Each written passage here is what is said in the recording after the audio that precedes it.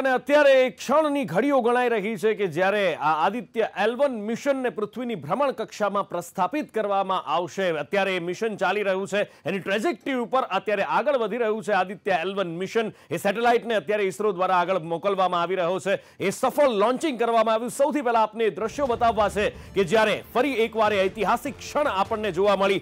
PSLV rocket કે જેનું સફળ લોન્ચિંગ કરવામાં આવ્યું બરાબર 11:50 આજે સવારે, અને ત્યારબાદ આ સફરની શરૂઆત થઈ। 15 લાખ કિલોમીટરનો આ સફર કે જેની શરૂઆત થઈ અને હવે 15 લાખ કિલોમીટર 4 મહિનાની અંદર કાપવામાં આવશે। અત્યારે પૃથ્વીની ભ્રમણ કક્ષાની અંદર 3 સેપરેશન સ્ટેજ છે એ સક્સેસફુલી કમ્પ્લીટ થઈ ગયા છે। સક્સેસફુલી 3 સેપરેશન સ્ટેજ ઇસરોએ કમ્પ્લીટ કરી લીધા છે અને હવે એની નિર્ધારિત ટ્રેજેક્ટરી ઉપર એટલે કે નિર્ધારિત પાથ ઉપર સેટેલાઇટ આગળ વધી રહ્યો છે અને થોડી જ વારની અંદર પૃથ્વીની ભ્રમણ કક્ષાની અંદર પણ એને સેટ કરી દેવામાં આવશે અને એ સમાચાર પણ ખૂબ જલ્દી મળવાની આશા અત્યારે આખું હિન્દુસ્તાન સેવી રહ્યું છે। આખું હિન્દુસ્તાન અત્યારે આ નજારો આખા હિન્દુસ્તાને જોયો અને L1 પોઈન્ટ ઉપર આ ઇસરોના આદિત્ય L1 મિશન એટલે કે આદિત્ય સેટેલાઇટને ત્યાં મૂકવામાં આવશે। L1 એટલે કે લેંગ્રેજ પોઈન્ટ L1 એને જે નામ આપવામાં આવ્યું છે લેંગ્રેજ પોઈન્ટ। એ લેંગ્રેજ પોઈન્ટ એ જગ્યા છે કે જ્યાં આગળ પૃથ્વી અને સૂર્યનું ગુરુત્વાકર્ષણ બળ એક સરખું હોય છે, અથવા તો કહો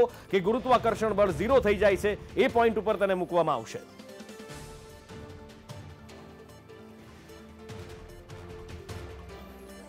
ભારતે આજે પોતાનું પહેલું સોલર મિશન લોન્ચ કર્યું છે આદિત્ય L1, જેને લઈને વૈજ્ઞાનિકોમાં પણ ખુશી જોવા મળી રહી છે। ત્યારે હવે આ આદિત્ય L1 નું આગળની કામગીરી કયા પ્રકારની રહેશે, કારણ કે તેનું લોન્ચિંગ તો થઈ ચૂક્યું છે। આપણી સાથે PRLના વૈજ્ઞાનિક છે ડોક્ટર વિશાલ જોશી, તેમની સાથે વાતચીત કરીશું। સર, લોન્ચિંગ થઈ ગયું છે, હવે આગળ આદિત્ય L1 નું કામ શું રહેશે? ઓકે, આપણે આદિત્ય L1 ને સક્સેસફુલી લોન્ચ કર્યું છે PSLV રોકેટથી, જે વર્લ્ડનું મોસ્ટ સક્સેસફુલ રોકેટમાંનું એક છે। હવે આ સેટેલાઇટ અત્યારે અર્થની લોઅર અર્થ ઓર્બિટમાં નજીકમાં 800 કિલોમીટરની ઓર્બિટમાં ઓર્બિટ કરશે અને ધીમે ધીમે આપણે એની જે સર્ક્યુલર ઓર્બિટ છે એને ઇલિપ્ટિકલ કરતા જશું, ઉપલય કરતા જશું અને ધીમે ધીમે એને અર્થથી દૂર મોકલતા જશું। થોડા આવા મેન્યુઅર પછી એ અર્થનો જે સ્ફિયર ઓફ ઇન્ફ્લુઅન્સ આપણે એને કહીએ છીએ, જ્યાં અર્થના ગ્રેવિટેશન કરતાં સનનું ગ્રેવિટેશન વધવા માંડે છે એવા પોઈન્ટ પર પહોંચી અને ત્યાં અર્થથી લગભગ 15 લાખ કિલોમીટર દૂર સૂર્ય અને પૃથ્વીની વચ્ચે એક ઇમેજિનરી પોઈન્ટ આવેલું છે L1 પોઈન્ટ। એ L1 પોઈન્ટની આજુબાજુ ઓર્બિટમાં જશે। આ પોઈન્ટની ખાસિયત એ છે કે ત્યાં જો કોઈ સેટેલાઇટ હોય તો એ હંમેશા અર્થ અને સનની વચ્ચે જ રહીએ, જેથી કરીને એ કન્ટિન્યુઅસલી સનનો સ્ટડી કરી શકે અને કન્ટિન્યુઅસલી અર્થ ઉપર ડેટા ટ્રાન્સફર કરી શકે। તો આવતા 2-1 મહિનાની અંદર સક્સેસફુલી એ L1ની આજુબાજુ ઓર્બિટમાં ઇન્સર્ટ થઈ જશે અને ત્યાર પછી આવતા 5 વર્ષ સુધી આ સેટેલાઇટ સનનો ડિટેલમાં સ્ટડી કરશે। અચ્છા, ભારત માટે આ કેટલી મોટી સિદ્ધિ કહી શકાય, કારણ કે ફર્સ્ટ સોલર મિશન લોન્ચ કર્યું છે। વૈજ્ઞાનિકોની દ્રષ્ટિએ જોઈએ તો કેટલી મોટી આ સિદ્ધિ છે? ભારત માટે આ ખરેખર બહુ મોટી સિદ્ધિ છે બે રીતે। પહેલી વખત આપણે લાગ્રાન્જિયન પોઈન્ટની આજુબાજુની જે હેલો ઓર્બિટ છે એમાં કોઈ સેટેલાઇટને આપણે મૂકી રહ્યા છીએ ઓર્બિટમાં। That is first achievement. And the second achievement કે આપણે સૂર્યનો અભ્યાસ કરવા માટે આ પહેલું મિશન લોન્ચ કરીએ છીએ। અત્યાર સુધીમાં અમેરિકા, રશિયા અને જાપાન અને યુરોપિયન કન્ટ્રીઝના જ સ્પેસ પ્રોબ્સ ગયેલા છે સ્પેસમાં સનનો સ્ટડી કરવા માટે। આપણો આ જે સેટેલાઇટ છે એ 7 વેલ્યુએબલ પેલોડથી સજ્જ છે, જે અલગ અલગ રીતે સનનો સ્ટડી કરશે અને સનના રહસ્યો ઉપરથી પડદો ઉપાડવાનો પ્રયત્ન કરશે। અચ્છા સર, આપણને મિશનથી કેવા પ્રકારની ઇન્ફોર્મેશન મળી શકે છે સનના રિગાર્ડિંગ? આ મિશનમાં 7 પેલોડ છે અને હું ગર્વથી કહું છું કે એમાંનો એક પેલોડ છે એ મારી માતૃ સંસ્થા ફિઝિકલ રિસર્ચ લેબોરેટરી PRLમાં બનેલો છે, જેનું નામ છે આસ્પેક્સ। આસ્પેક્સ સહિત જે 7 પેલોડ છે એમાંના 4 પેલોડ છે એ સનનામાંથી આવતા અલગ અલગ તરંગ લંબાઈના પ્રકાશનો સ્ટડી કરશે અને એ પ્રકાશમાં એમના ઇમેજીસ પણ લેશે, જે વિઝિબલ લાઇટ, દ્રશ્ય પ્રકાશ, અલ્ટ્રાવાયોલેટ લાઇટ એટલે કે પારરક્ત કિરણો અને એ ઉપરાંત લો એનર્જી એક્સરે અને હાઈ એનર્જી એક્સરેઝમાં સનનો સ્ટડી કરશે 4 પેલોડ। અને સન ઉપર થતી વિવિધ ઘટનાઓ જેમ કે કોરોનલ માસ ઇજેક્શન છે, સોલર ફ્લેર છે, પ્રોમિનન્સ ઇરપ્શન છે, આ બધાનો એ સ્ટડી કરશે। અને આના ઉપરાંત જે 3 પેલોડ છે એ 3 પેલોડ સનમાંથી આવતા એનર્જેટિક પાર્ટિકલ્સ અને એમની સાથે આવતા ઢસડાઈ આવતા મેગ્નેટિક ફિલ્ડ લાઇન્સ અને ફિલ્ડ સ્ટ્રેન્થનો સ્ટડી કરશે। જે આસ્પેક્ટ પેલોડ PRLમાં બનેલો છે એ પણ સનમાંથી આવતા હાઈ એનર્જેટિક પાર્ટિકલ્સનો સ્ટડી કરશે અને એ રીતે ઓવરઓલ આ સાતે પેલોડનો ડેટા સાથે મળી અને આપણે સનનો ડિટેલમાં સ્ટડી કરીશું. બિલકુલ, તો જે રીતે આ હતા PRLના જે સાયન્ટિસ્ટ છે ડૉક્ટર વિશાલ જોશી, જેમણે આપણને ઘણી બધી વિગતો આપી છે. અને હવે આ મિશનથી સૂર્ય પણ દૂર નથી અને સૂર્યની તમામ માહિતી છે, જે અભ્યાસ છે, તે હવે આ મિશન દ્વારા આપણને જાણી શકાશે. કેમેરા પર્સન મનીષ વાણિયા સાથે આયુષી યાજ્ઞિક, સંદેશ ન્યૂઝ, અમદાવાદ. આવો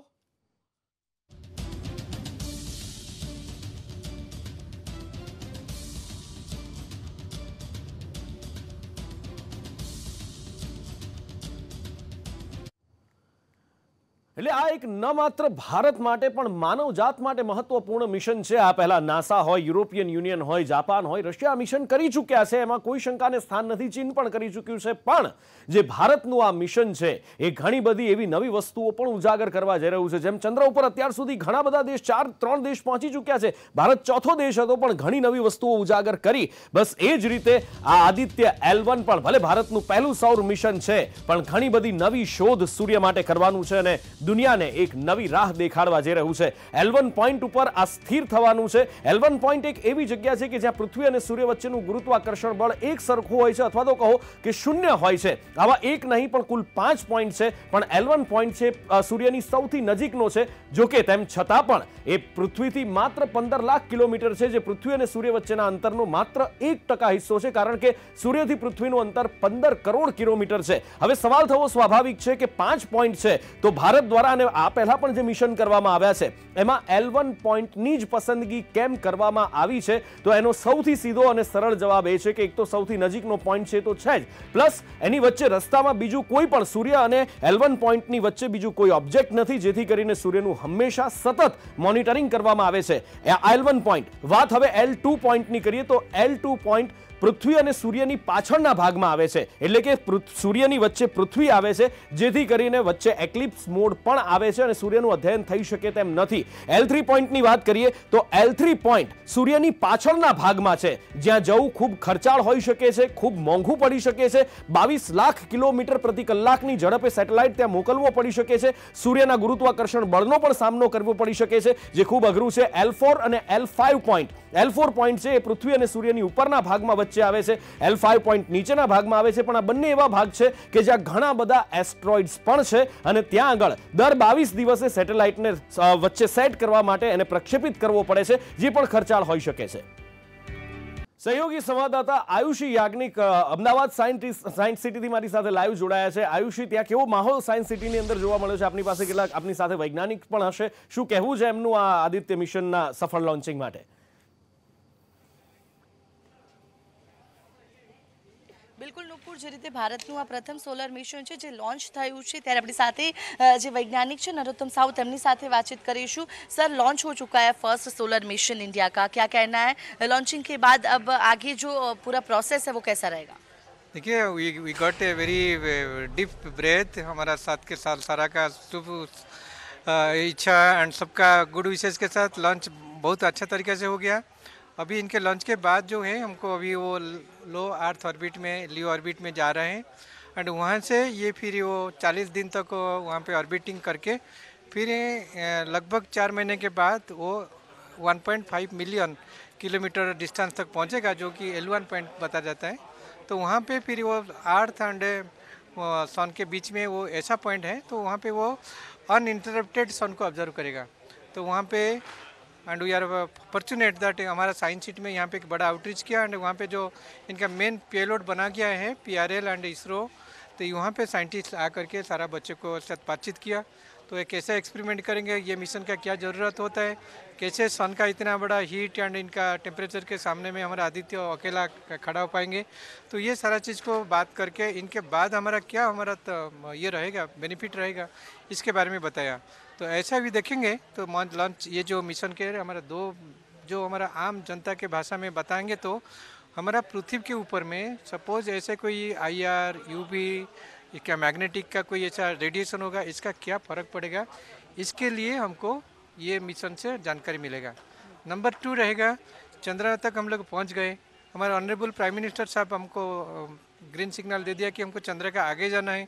तो आगे जाने के लिए जब हमारा एस्ट्रोनॉट जाएगा, इनका स्पेसक्राफ्ट जाएगा, तो वहाँ पे सन का डायरेक्ट जो किरण आएगा, प्रकाश आएगा, इसके साथ ये सारा विकिरण रहेगा।